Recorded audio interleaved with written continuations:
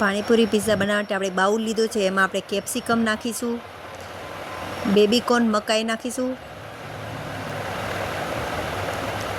બાફેલા બટેકા નાખીશું,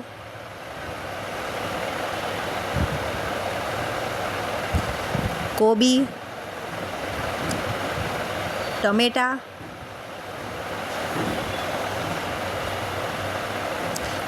ચીલી ફ્લેક્સ, નમક,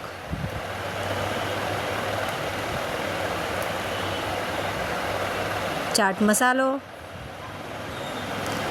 લીલી ચટણી.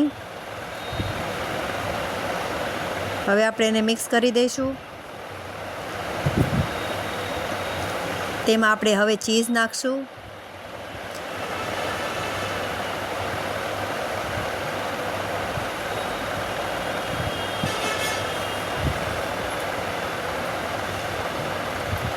હલાવી લેશું.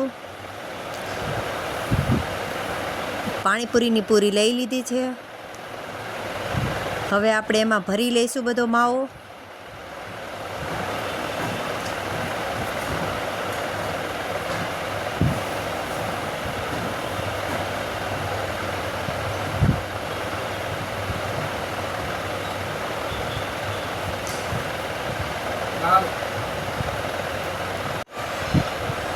બધી પૂરી આપણે ભરી લઈશું.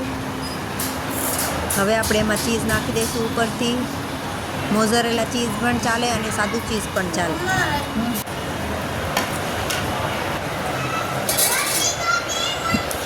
હવે આપણે એમાં ઢાંકી દઈશું.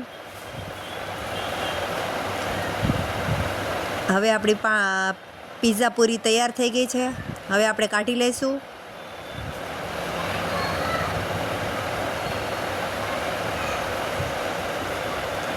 આ નાના બાળકોને ખૂબ જ ભાવે.